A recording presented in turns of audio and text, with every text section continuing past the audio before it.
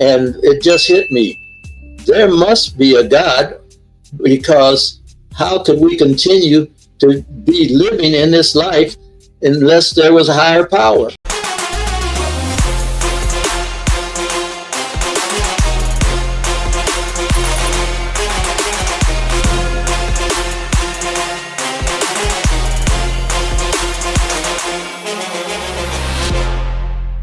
Hey, cool. Welcome to another edition of the Journey to Freedom podcast. And I am Dr. Brian Arnold, your host. I want to make sure that as we talk about things and as we move forward, that you're telling other people. So you're hitting that subscribe button, you're hitting the bell or whatever it is, because I don't want people to just always say subscribe so you can get to my channel. But the other part of it is I want to make sure that you're getting the information. And so today is a great day. Today is a day that I get to interview my dad. And so not everybody gets the opportunity to do that. And I wanted to make sure that I took the opportunity. We were talking, I don't know, probably a month or two ago, and I realized that there's a whole bunch of stuff that happened in his life and part of his life and part of person that he is and how he was shaped of things that happened, during that time in that process when he was growing up. And so he was started to tell me stories that I had never heard before, things that I didn't know about, things that, I know that are part of who he is. And so when we think about the folks that,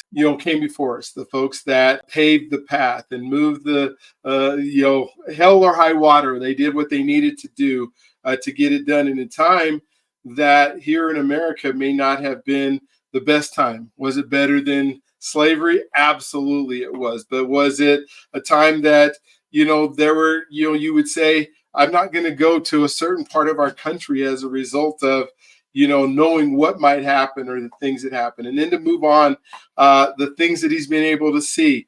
He was born in the 1930s.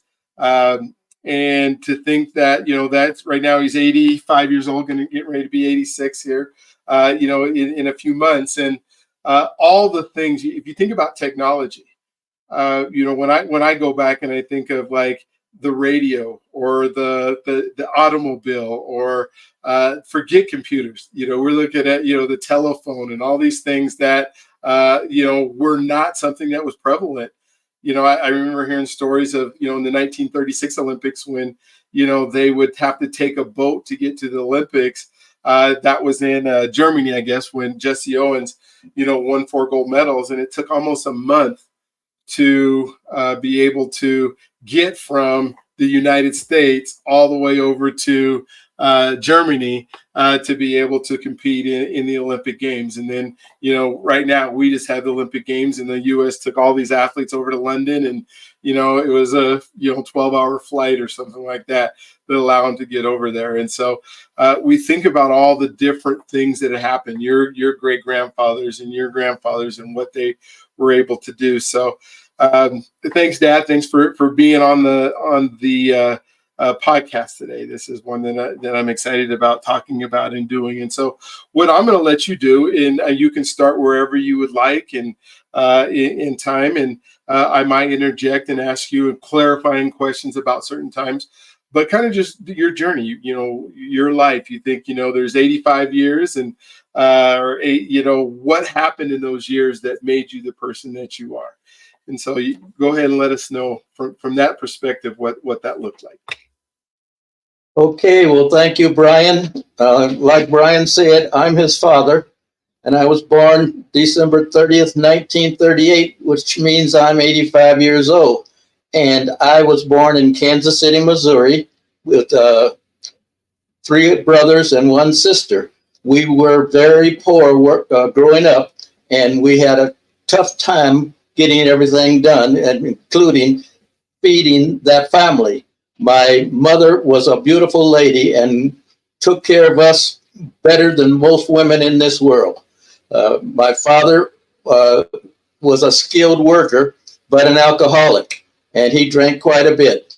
However, 2 years after I was born, remember Pearl Harbor? Well, that happened, and my father went to work, and when he went to work, he didn't drink any alcohol because he knew that he was working to try to win that war. Well, I didn't know anything about that war. As I continued to get older, I read about a lot of things that happened during that war. Let's get back to me, because what happened with me was I went to school was only 5 blocks away. And in those days, you didn't have to worry about, you have to continue to improve yourself and learn and become a better person. Well, right in the middle of the 5 kids, the 2 brothers were older, and my smaller brother and sister were younger. I had to stop some of the fights in the house because was the middle kid, and that meant that you had to take care of those things. And I recall after graduating from kindergarten, wow, first grade, this is good. Now I'll really be able to learn. But after I got out of grade school in Kansas City, which is a little different than they do today, they sent us to a 8th grade after the 7th grade. And in that 8th grade, you had a choice. You could go to the regular high school, or you could stay in that 8th grade and do a trade. That meant that you would have a job because you were being trained while you were doing your 9th, 10th, 11th, and 12th grade. Well, I elected others to go to the school, and I didn't ever talk to a counselor that mentioned the word college. We were an all-black high school, and I did all the things that other kids did in high school, but that meant that I was involved in sports, and I played a little basketball and a little baseball and ran a little track, and eventually in 1957 I graduated from that school. I said, uh-oh, what should I be doing now? I am out of high school. Well, the first thought was, I haven't ever been out of Kansas City. I have never flown on an airplane. I think I'll join the services. And of course, that was something that happened in my life when I saw my 2 brothers in the Air Force. I said, well, Brother Bill went to Greenland and he's never traveled. Brother Bob, even though he flew in airplanes, he didn't travel to too many different cities. So I joined the Navy. I was unlike those 2 older brothers, but I must have done something right because my little brother joined the Navy after I did. And that meant two of us, 2 in the Air Force, 2 in the Navy. And as I determined what I would do in the Navy, I remembered that I had a class in the 11th grade, and it was in photography. And I said to myself, so in high school, I decided, wow, I like that photography class, so maybe I can do that in the Navy. And then the recruiter talked to me and he said, yes, you have the qualifications to do that, but we'll have to test you and make sure that you can do it okay. So when I went to boot camp, I kept telling them, yes, I want to be a Navy photographer, and I understood what Navy photographers did. And in those days, Navy photographers in the late 50s took pictures from a helicopter or another aircraft without the automatic picture taking that they have now. And after boot camp, they sent me to Norman, Oklahoma. Believe it or not, Norman, Oklahoma does have a Navy base. And at that Navy base, they determine where you're going to your school, which takes about 9 months. And I said to myself, am I guaranteed to be a photographer? They said, not yet. We only have 2 slots for photographers, and you can be one of the 2, or we'll send you somewhere else. And I said to myself, I'm going to be one of the 2. So when the other Navy people went out partying and drinking and boozing, I stayed on the base and studied and studied and studied, and I was the number 2. There was one guy ahead of me, and I was sent to Pensacola, Florida, and went to a 6-month school in photography. Most of the stuff I already knew as far as the basics on cameras, but they told me more than I thought I could ever learn. And I continued to do that until I graduated. Upon graduation, I said, well, now I'll go to a base and I'll start taking some pictures. Whoa, not a base. They sent me to the USS El Dorado, which is an amphibious force command ship. And that ship was in charge of all the ships in the Pacific Fleet with an admiral. What that meant was that admiral made sure that we were ready to do everything on time. And as far as Navy goes, we were ready to go to battle if that had to be the course. Luckily, I was in at a time where we were not fighting. However, we were trained as if we were going to be fighting. So I was trained on the ship, and they had something called general quarters. That meant everybody ran to their battle station. My battle station was everywhere because my job was to take pictures of whatever was happening on that ship during battle. If they dropped a bomb on the ship, I had to get a picture of it. And then I found out that most photographers during World War II went to the beach before the Marines landed. And while they were headed into the beach, the photographer was shooting pictures of them landing. I said, oh my gosh. And yes, you got it. A lot of the photographers got killed during World War II because they were on the beach before the Marines. I stayed on that ship 28 months, and I continued to do my job as being a photographer for the U.S. Navy. But I went to many places around the world, which I'm very fortunate that I had that opportunity. And every place that I went, I worked on the cruise book for the ship and didn't have to stand duty on the ship, because when I was free, I was free. But when I wasn't free, I was working off the ship, taking pictures for the Navy.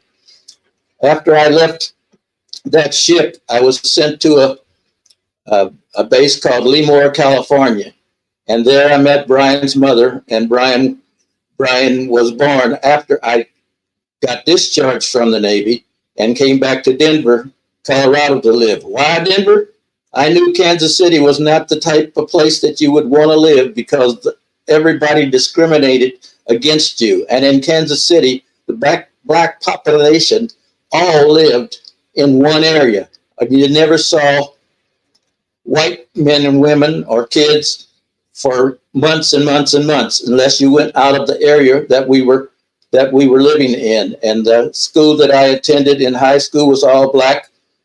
Right before I graduated, they integrated the schools in Kansas City, and 2 white students came to that school. So from Kansas City to Denver, after I was discharged, I decided, well, what am I going to do for a living? I don't have a college education, but I went to work for the telephone company. And the telephone company here in Denver, oh yes, and by the way, I'm still in Denver, and I've been in Denver most of my life. But the telephone company in Denver had so many employees that all you needed to do was do a good job and you could be promoted. And I said, what's the next promotion? And they said, it goes by levels. You can go to level 1, which you're managing about 10 or 15 people. Level 2, where you manage a whole workforce. Level 3, where you're the director of that whole workforce. So after I was there about 2 years, I decided, well, it's time for me to be level 1. What do I need to do? And I just kept my positive attitude by saying, if it's to be, it's up to me. So I worked hard, whatever I was doing in life. And as I worked hard, people noticed that and put my name in for a promotion. The first place that I worked was in what we called the coin center. That's where they take the money out of the payphones. You say you don't know what a payphone is? Well, they had hundreds and hundreds and hundreds of payphones back in those days. And those little boxes held almost $100 in nickels, dimes, and quarters. So when I retired, I'm jumping ahead a little bit, I got one of those payphones, and every now and then Brian will come in and look at it. But every now and then you'll find some other kid that'll come in that don't even know how to work a dial phone. We went from dial phone to touch tones to all the fancy equipment that they had, and I continued to move up within the telephone company. The next job I had after working with the pay stations, after I was promoted to the first level, I had 6 people working for me that actually went out and collected those payphones and counted the money. So that was a really good job that I did for about a year and a half. And then after that, I went to what we called an assessment center. We determined in that assessment center who was qualified to be a manager. And it was 4 people that looked at people doing various jobs that we set up for them to do. And once they got themselves involved in those jobs, we determined whether they had the leadership, the decision making, and all the variables that makes a good manager were looked at. I did that job for about 2 years, and then they let me control a whole unit of women that talked to the customers. And those were the customers that sometimes didn't pay their bills, and we had to shut their phones off. And then I had one guy that called me on the phone, and he said, "Mr. Arnold, I need my phone. Could you please shut it off?" I said, "We have to have a deposit." And that was a hard and fast rule. You had to have a deposit to have your phone shut back on, turned back on. So the guy looked at, well, he didn't look at me. He was on the phone talking to me. And he said, "Mr. Arnold, I can't get down there with a deposit. Just shut it on and I'll be there in the morning." I said, "No, I can't do that." He says, "You're doing this because I'm black." I said, "No, I'm not doing it because you're black, because I'm black too. I'm doing it because that's the regulations." So we had a good laugh over that. And the man brought the deposit in that day because his phone was a business phone and he needed it for his customers to call. After that, I knew the guy, and he said he's never had his phone shut off again. But if you didn't pay your bill, your phone was shut off. So after I worked for that company for about 2 years, I bought a house. And I bought a little house for $12,500 in 1966. I try that today. You need a bigger house payment than $12,500. From that house, Brian was born and his sister Teresa. And then we moved from that area of town to another house that we stayed in for 17 years, where Brian and his sister both graduated from high school and then went to college. During that time frame, I was working on many jobs and continued to stay with the telephone company. But right in the middle of those 17 years, there was an article in the newspaper that said, "We need reservists." And I said, "They need reservists? Wow, I can join the Navy Reserves." And they would pay me $60 a month. Well, now this was in the 1960s, and $60 a month was a good paycheck. So I went to the base, which was here in Denver, and it only took me about 15 or 20 minutes to drive to that base 1 week in a month, and was in the Navy. But they didn't have a photo lab in the Navy out there. They just had a few cameras, and I looked over at the Air Force and they had a photo lab. So I switched after my discharge from the reserves to the Air National Guard, and then I stayed in the Air National Guard for 29 more years, doing 1 weekend a month and 2 weekends during the year, which the telephone company paid for whenever I was off the job. And that was another opportunity to see bases all around the United States that I'd never seen before. Also, that telephone company had a track team, and I ran track for them for about 15 years, and was picked to go to Japan once to the World Veterans Games, and ran there for, just like they do at the Olympics, for 12 years, 12 days. 12 days they let you run, and you run to and you're off to. But while in the middle of that time frame, I decided to head to a district level. You needed a degree. What did I do? Night school from the University of Colorado, and that took me almost 5 years to complete my education. I had a little bit of college while I was in the Navy, and that they credited that to me, but it took me 5 years to get a bachelor's degree, and then doors were opened for me. And I became, before I retired, a district manager.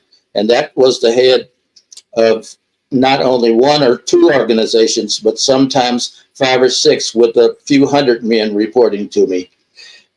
One of the things that helped me greatly while I was trying to advance in my life was the fact that I took a course in the Toastmasters Club to learn to speak better.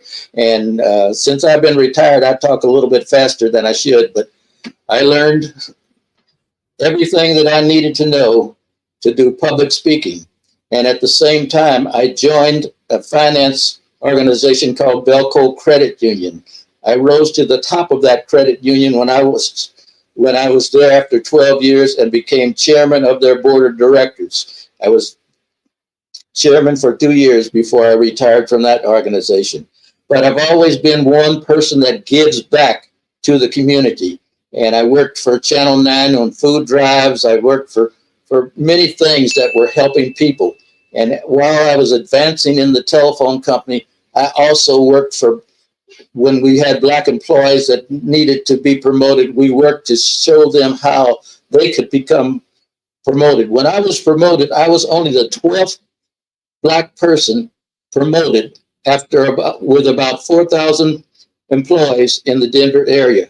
But afterwards, we really got our organization moving. It was called the Association of Black Employees, that worked with other employees so they would be ready for a promotion. And then they did hire some that had degrees, and we moved along and continued to move along the whole time that I was working for the company. Well, the day came when I retired from the telephone company, and I retired from the Air National Guard, and now at age 85, I don't have a job, but I do still help people, and totally involved in my church, in that I am on a bunch of committees there and will continue to do so. So that's much it in a nutshell, Brian. What other questions do you have for me? That's when I think about the life and the things that you were able to accomplish and where you were at. When you talk about, we talk a lot about identity and believing in ourselves, and things like what I'm assuming there's people that you grew up with that were in your high school that probably never made it out of that community, that never made it out of that one area where they stayed, and some ended up doing things that weren't as exciting or as fun as the things that you did. What do you think you can attribute that identity to that allowed you to move out of the area that you were at? Was part of it hey, I just got to get out of here, so let me run to the Navy, or what, and then let them show me what to do? What was within you that might not have been within other folks that were able to move ahead?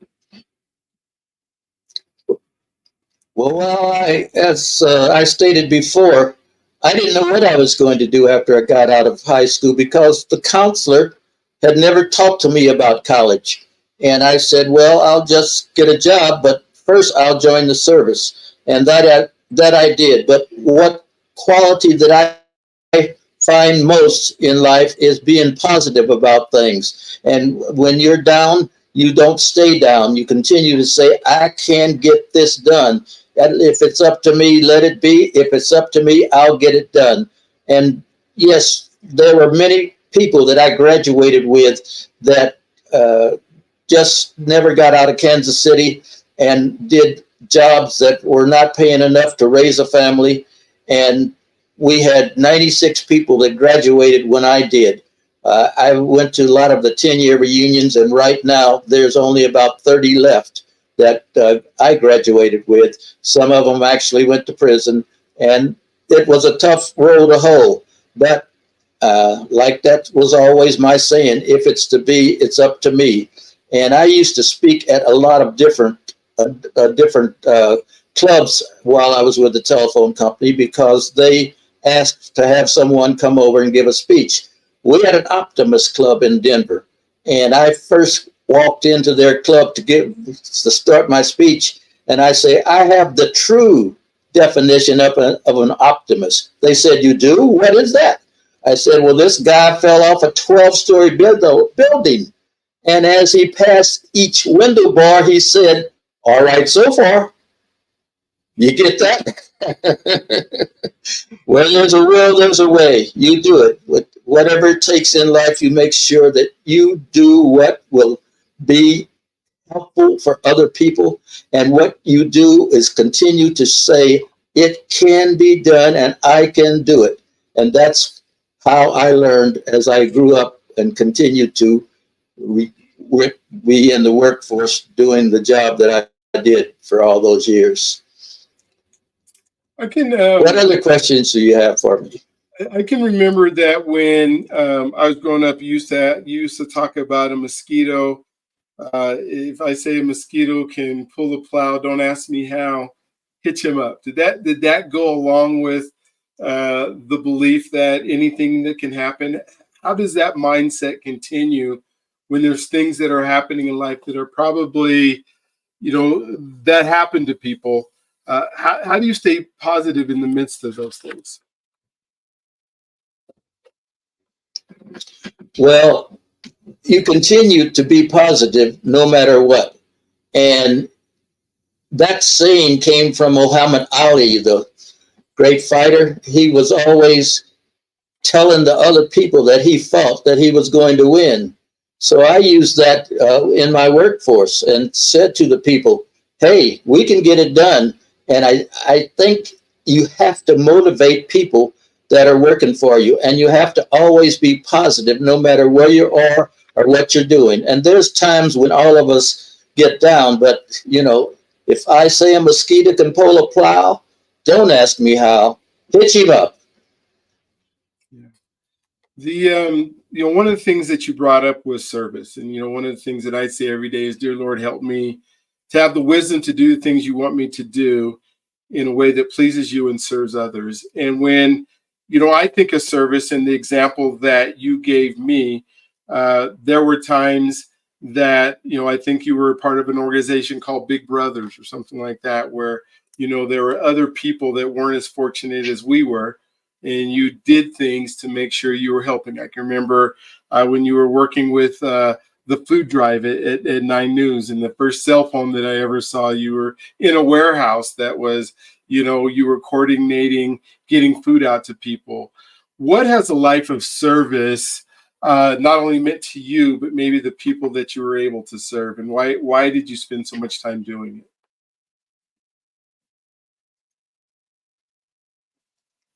Well, I had that thought in my head that said, if I can help somebody as I pass their way, then my living will not be in vain. And while I helped for 25 years, I worked with that 9 Cares Colorado Shares food drive. And for 15 of those 25 years, I was in charge of it totally, which meant I went to all the food banks to make sure that they were doing accurately, giving out the food to the poor people. And I also scheduled all the meetings once we brought in all the food through television, so that we determined that who got what. That was totally my job, to determine what food organization or would receive how much food. And I had to work in a warehouse, and the first thing I saw in the warehouse was a forklift. And I said to myself, I've never been trained to run a forklift. So I just jumped on it and trained myself. And it wasn't that difficult, but we had to take pallets of food and put them into big trucks. You drove them in and you left them off, and then they came back for another pallet, or somebody came back and said, I want some food. And I'd say, you're not on the list, but next time we have a drive, get yourself on the list. And what if it's to be, it's going to be up to you, because I told them how to do it and what to do. And then they would have to come back and make sure it was done before they could receive the food for the food drives. And the Big Brother thing, one day I was reading in the newspaper that there are kids out there that don't have fathers. Well, I had a father, and even though he was alcoholic, he was home most of the time. And he was a big help to myself and my brothers and my sister. But Jody was a little brother that had a mother, and she came and said, I'd like to be part of Big Brothers. Well, that's an organization that's nonprofit, and you actually meet with those people, and you actually get to know that kid and do things with them, throw a football, take them to a game, just teach them how to ride a bicycle. And Jody, I just found out about 6 months ago, I lost track of him, but he called me on the phone and let me know that he's a medical doctor in Omaha. So Wow. you help one kid, and then after that kid is grown up, you can actually pick another one. But that meant that you stayed with that kid for 4 or 5 years, and actually. Sometimes I'd bring him to the house and we'd play with Brian and Teresa, and they knew him well. I took him to the base, and he said, I'm going to be a military person. Well, he wasn't a military person, but you showed him what life was all about. And that was self-rewarding to know that you could help somebody as you passed their way. Wow, that is so good. So neat that service has been a big part. When you think about the word trust, and trust being, the ability to trust others to be able to do things. Some people say to folks, you have to earn my trust before I'll ever trust you because of whatever circumstances. Some people say, I will trust you until you give me a reason not to. And then there's a mixture. When you think about the word trust, are you that person who will give the person the benefit of the doubt first, and maybe why? And then if you're not, then what is your belief on trust and how important it is? Well, when you trust somebody, you believe they're good and they're honest. And sometimes when you know a person, that you have to wait before you can really develop that trust. But I'm the type of person that believes everybody's good until you prove me wrong. And once you prove me wrong, you can still be good if you work with me or if you work with other people and become the person that you were supposed to be in life. And I guess I just trust people. That's my nature, and I'll continue to do that until I've been proven wrong. Absolutely, that's good. Is trust one of the most important things that you can have, in relationship? What are some other things that you believe are super important to create relationship, and how important are relationships? Well, relationships are extremely important, especially in the military. You know what happens in the military? People work so close together, knowing that if they ever were in battle, that they have to depend on that other person. And you have to have faith in a relationship so that you'll know that that person is really going to be there when you need him. I know that there were times that I was closer to some of the people in the relationship than I was to cousins or aunts or uncles or whatever, because I was with them daily. And when we were training in a military organization, we were trained, and you get to know somebody very well. So that's the key right there. They're like a brother to you, and you continue to do that as you continue. But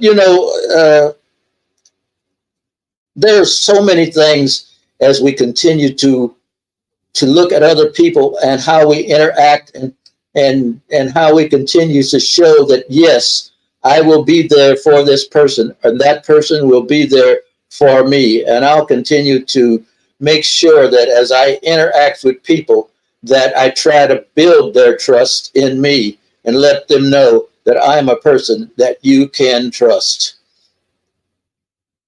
Cool. Let's pivot a little bit to health. One of the things that you've told me is that you're 85 years old. You've never spent one day in a hospital, an overnight time in the hospital. You just ran in a track meet a few weeks ago. You're doing more than a lot of people that are half your age. What do you attribute, or what are some things that you've done over the years that have allowed you, besides just genetics, that have allowed you to continue to be healthy throughout your life? Well, health is something that some people never think about, but you have to think about and do things that are continuing to make you healthy. I have, like you said, been running for over 40 years. Now, I took 20 years off from the time I started with the telephone company, and before that, I found out that there was a track team that I could join. But believe it or not, I ran 100 meters this morning in training. So I go to a gym 3-4 times a week sometime, and I first run, and we have a 200-meter indoor track. So you can run in there all year round. So you never take time off unless you're on vacation or something, because you continue to do these things. I ran this morning, then I lifted weights, and then I went to the jacuzzi. But I was there for almost 2 hours, and I do that 3 times a week because I've retired and can do it now. And I don't know how I ever reached a point where I started getting up at 6 in the morning, but I can't sleep after 6 in the morning. So I'm there at 7:30 working out when I'm working out there. And if I'm not working out there, I live in a condo wherein they have a little workout room across the street. So I go there and ride the bicycle. Bicycle, that's another thing. I was 5 or 6 years old when I first got a bicycle, and I've been riding for the next 80 years because in my condo unit, there's about 60 meters that you can run throughout the snowy months and so on too. So I do that. And then, like you said, uh, I've never spent one night in the hospital. Oh, I've been in the hospitals, and I had my wisdom teeth pulled, and but I've never had an operation. Nobody's ever cut on me other than through dentist. So somebody said, "Well, Ed, you're going to live to be 100." Well, I don't think that'll happen. But anyway, I will stay as long as I have the energy to do things that will help my body continue to not be overweight, and to continue to work out. And that's just a mindset that I've had even when I was working in an office 10, 12 hours a day, or I had a meeting with the credit union. The next day, I said, I'm on the 6th floor downtown. I'll just run up these stairs. And I would run up those stairs. But Brian, I guess you remember when you and your sister we would get up in the morning and run a couple of miles before we came back home, and that was before I went to work. But my kids have been athletic, and I'm athletic, and I guess I'll continue to do so. And somebody else said, Ed, well, does your knees ever bother you? And the answer is no. I guess I'm fortunate, but my knees have never bothered me. I don't have problems with my hips. And one of my nephews said, Uncle Ed, you're the only person I know that's 80 years that's still running. When you going to quit? Well, I'm not. As long as I can do it, I will continue to do so. So that's my story about health. All right. Has diet played any part of it? Are there certain foods that you've eaten, or you just been eating whatever you wanted to? Did you ever have to watch some of the stuff you ate, or what? Is that just been, you eat what you want as long as you're exercising, you're doing okay? Well, I usually eat what I want, but sometimes the wife will say you shouldn't be eating that and you shouldn't be eating this, and I listen to them, because there are some times where you eat so much or eat too much, and you just have to cut back on it. But other people can help you in that regard too. Yeah, absolutely. They can help you decide what to eat, what not to eat, and move forward with that. When you think about all these things that you've done and all the things that you spent your time doing, what has probably been the most rewarding thing that if you look back over your life, that you can say that you've done? Well, like I said, when we were talking about helping people, that's been very rewarding. And I sing in church, and I sing solos, and I continue to do things which make me happy. And that's rewarding to be there and to be happy. But I have goals in life still, and there's things that I want to do, and there are people that I want to talk to that I feel I need to know better. So when you're in an environment where you see people all the time, well, you let them know who you are, and you find out who they are. And I'm a guy that's very talkative. So if you're not talking to people, and I never pass anybody in the morning as I come from the gym or go to the gym without saying good morning, good afternoon, how you doing? Hey, what's your name? And that type of thing. And a lot of people know that I run, and they said, well, did you win, Ed? And no, I don't always win. Brian talked about me running last week. Well, I came in last. But there were nobody that was 85 years old, so I had to run again 60 and 70 years old. And surely if I was 60 or 70, I could have competed better. But it's not whether you win the race. It's how you play the game and how you continue to act and react with other people and know that there's love there. And I'll continue to do that until the day that I die. Gotcha. One of the things that that is, if we think about our community and how many kids have to grow up without fathers. You said that you had a father. I absolutely had a father that was in the house the whole time, but there's so many of my friends and so many folks that I know that were raised by single moms or single parents, and the dads weren't there. At what point did you develop this belief that fatherhood was important? Father, I had to make sure that I was there, and you were going to do everything you possibly could to make sure that you were there for my sister and I. Where did that come from? How did that get developed? Well, I knew a lot of children without fathers because next door to where I grew up was an orphanage. And these were kids that had fathers, but the fathers wasn't doing the right thing in the home, or the father passed away and they were there. And in that orphanage, you got to know those kids and you said to yourself, wow, I've got a father and I don't know what they need, but here I am, 10, 12, 13 years old. So I would climb the fence. There was a fence between our property and the orphanage, and go play with them many times. And they would ask me about my father, and I would say, yes, he's there. And if I have something that I need, I can talk to him. I said, but you can talk to me. I said, I'm not a father, but I can tell my father what you need and how we can help you. And, we had 7 peach trees in our front yard, and they would come to the fence and I'd throw them a peach, and then we would play baseball together. And we just did things together with those orphanage kids. And I realized that there was a need in this life. A father is totally important. And I said, if I ever have children, and this I said like when I was 12 or 13 years old, I said, I'll always be there for them. And then that was the case with my 2 children. I was always there and will always be there even today if they have a need. But that's something that I can identify with by not having a father, but I knew so many kids that didn't. And I knew what I needed to be as I continued to grow up.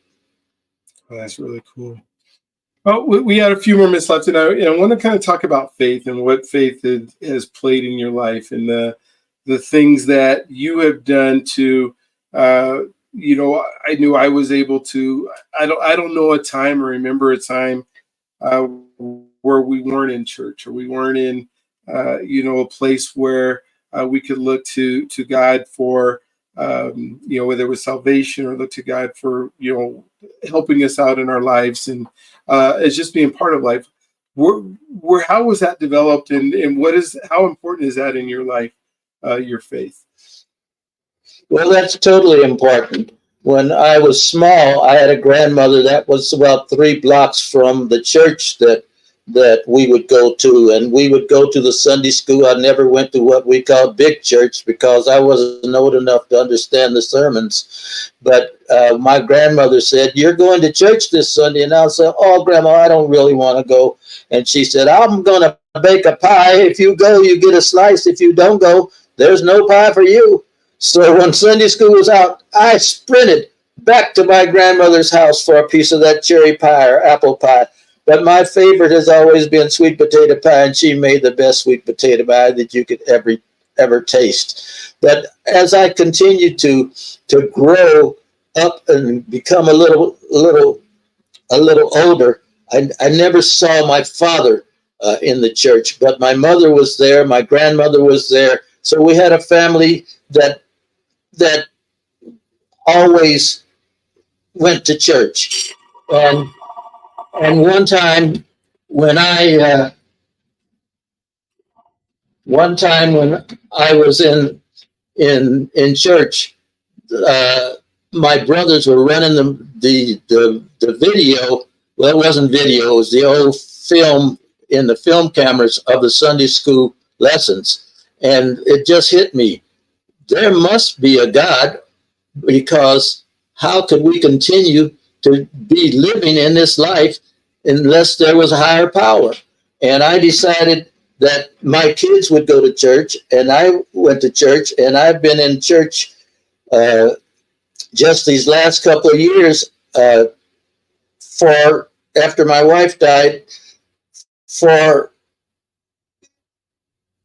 three sometimes during the week, and sometimes four, trying to do what I can do to help people that don't know and don't have faith.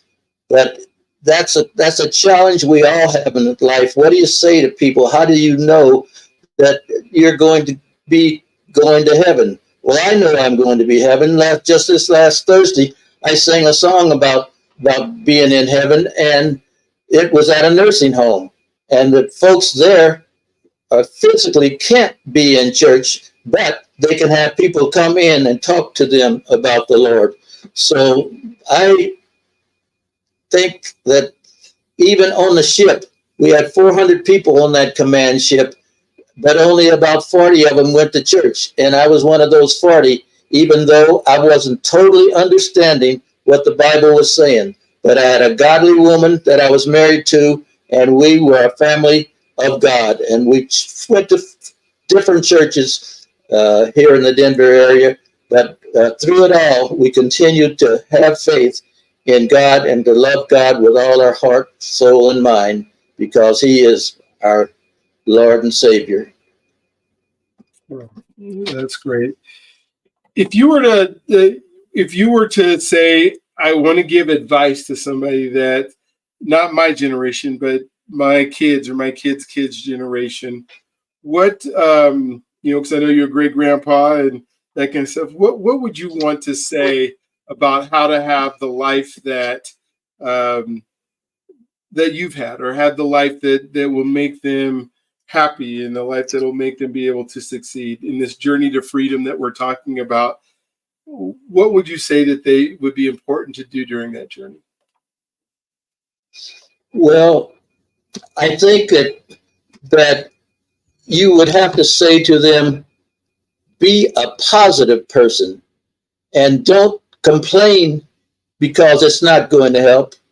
You will always try to do what's best in your life and in the lives of others. And there's that saying about others. It says, others, Lord, yes, others. May this my motto be. Help me live for others so I might live for thee. So you continue to not only think of yourself, but think of other people also, and do your best to find happiness through it all. Okay, good. Is there anything that you wanted, before we close up today, anything that you wanted for everybody to know that I didn't talk about, or a question I didn't ask, that you would want to make sure that the folks that listen to this particular podcast you'd want them to hear? Well, let's see. I think that I probably didn't say enough about having a goal in life. Once you start doing what happens with your life, you have to have a goal, and you have to be involved in those other people that I talked about. Now, what we didn't talk much about was how life was in the 60s versus today. So in the 60s, there was huge discrimination, and whatever happened, you had to wonder, as being a black person, whether or not that was going to be harmful to you, or was it going to hurt you, or how would you overcome that, or what do you do in your job to make sure that you can be the best that you can be, to try to get ahead and make enough money to support a family and live a life that will decree happiness in your life. So today's and the 60s are far apart. And I know that I'm probably older than most people you talk to, but I have a real feel for how some of the hate that people had in the 60s is no longer here today. Don't get me wrong, it's still here today, but not in that magnitude. Dr. Martin Luther King helped us to be where we are today, and we have people today that you interact with that can help others. And in work environments and whatever you do it so that you can help somebody as you pass their way. Cool. Well, I want to thank you for being able to get on. I mean, we have so many conversations and so many times, and so as people can listen and say, okay, how do I take the wisdom of what I'm trying to do and where I'm trying to go, and how can, if success leaves clues of the success of having an enjoyable, happy life through it all, through all the things that have happened in your life and the things that will continue to happen in all of our lives. I mean, nobody said that it's going to be, a bed of roses and everything would just go easy and smooth our whole lives. But as obstacles come our way and controversy comes our way, it seems like you've been able to have an incredibly positive attitude throughout everything. And so I want to thank you for that. Thank you for being a great dad. Thank you for, showing me that example that I could be then to my kids, and the importance of it, and why fatherhood is so important. And then just being able to learn from you and grow, and seeing you help others and serve others allows me to want to do the same thing and continue to do the same thing. So, appreciate the fact that you were there, and I'm glad that we were able to have this conversation, and that it can be recorded forever, that this will be, up online for others to see. So thank you very much for, like I said, for being on the podcast. I love you, and just want to make sure that you know that, and I know you do, but that we continue to move on as we continue to grow. And so for those of you who are watching this, please go ahead and hit the subscribe button, hit the bells or whatever it is that you need to do, and so that you can see a lot of the different podcasts that we have, and find the ones that will help you to do the things that you want to do in life. Because my goal is to help you become the person you need to be, so you can do what God put you on this earth to do. And sometimes we just got to talk to the people who have been there and done a lot of those things and been able to get through it. And then to see my dad at 85 years, think about, okay, what's next in his life? He says he still has goals, and so it's really cool to see. So you guys have an awesome, just incredible, wonderful day. And we'll look forward to talking to you on the next one. You guys have a great day.